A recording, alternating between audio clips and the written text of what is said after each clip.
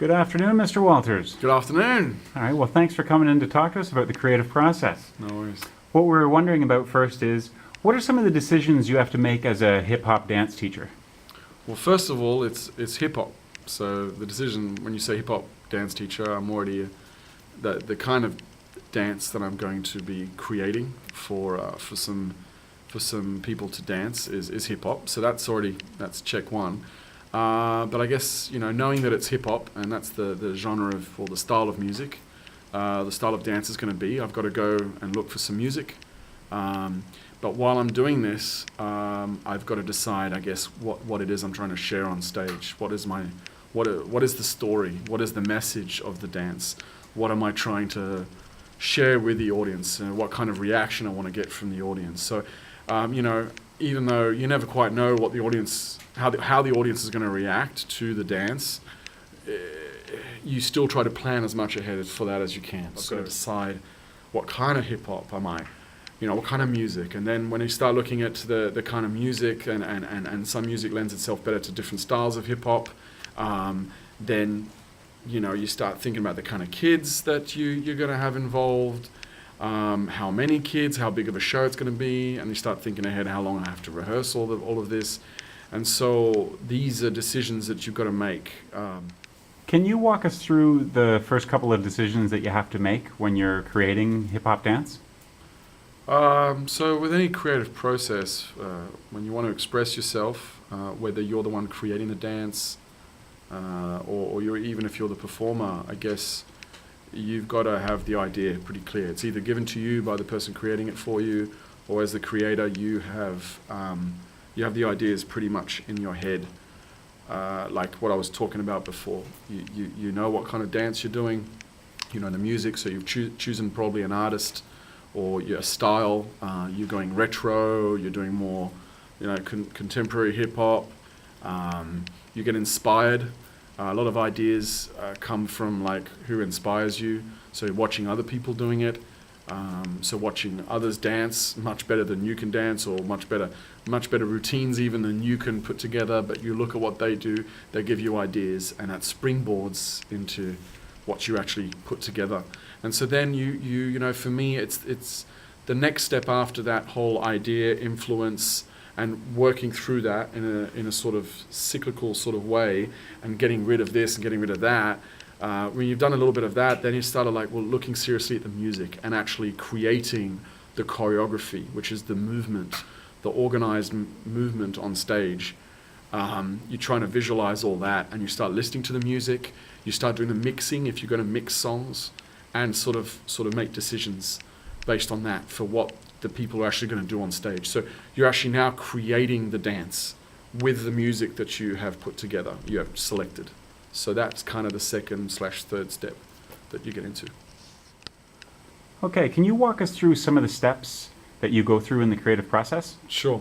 Okay, so the imagine it, visualizing it, seeing it in your head, examining and exploring here other people doing dance, maybe to the same song. I often look at what people have done to the same music track or whatever, and so I start to develop the idea, and so I start creating and playing around with the dance. So I find myself at home, and as I said in my presentation, I start doing the counts of 8. I start actually working out, and generally hip hop will be in counts of 8. And so I just start going 1, 2, 3, 4, 5, 6, 7, 8, and start putting moves to it, and creating, having a bit of fun with it, playing with it.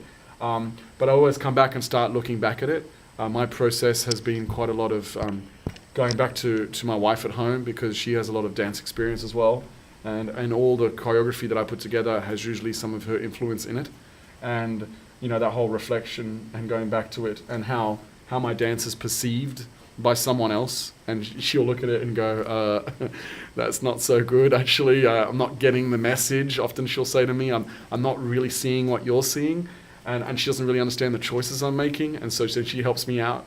And I don't necessarily go with everything she says, but often I do as well. I do take on some of her things and make changes. And so I'm constantly going through all of this, and so I'm sharing it with someone else and being critiqued and being told, this doesn't quite work, or I'm not seeing it, and she's looking at it as an audience member, and so then she helps me out, and so we keep going through this, and it goes on for a while. And actually, while I'm teaching the dance to the boys, or the boys and girls, or the group that I have in front of me, I'm still making changes as I go. So there you go. Can you talk to us a little bit about some of the steps in your process that repeat? Sure. I mean, there's some repetition in all of them, but for me, I mean, the imagination part, sort of getting ideas, like from my own head, but of course influenced by others. I keep imagining things. Oh, this would work, and sometimes it's a little bit crazy, a little bit out there. But I have to sometimes go, okay, stop, imagining, come back to what you have to do. But I definitely do a lot of that.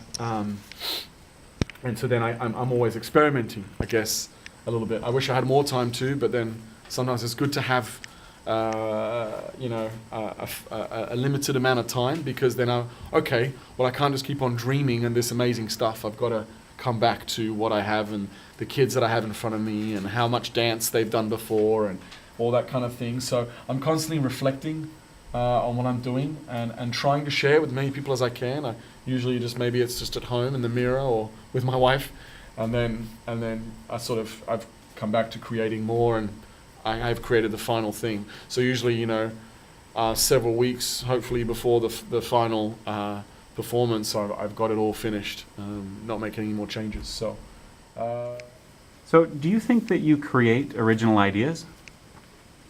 So yes and no. There's no easy way to answer that one. I think that there is really not very little original ideas out there. What you've done has been done before, but in a slightly different way. And so you're taking ideas from other people, and it's the way you mix them. It's the way you put them together, the order, the sequence they're in, whatever. The music already is not yours unless you're creating your own music to go with the dance. But even then, the music, the sounds are coming from elsewhere. Those notes have all been played before. People have all moved like that before. So no, I'm not. I don't ever feel like I'm creating something completely original, because it's all been done before. But it's the way I put it together, and with that music that I put it together, with that in front of that audience, with those kids. For this dance piece, for example, it was a first for everyone here. Boys hip hop, dressed the way they were with all their bling, in front of a cowsed audience. This was new, so that made it original as well. So thanks. Thanks very much for your time, Mr. Walters. No worries. Thank you.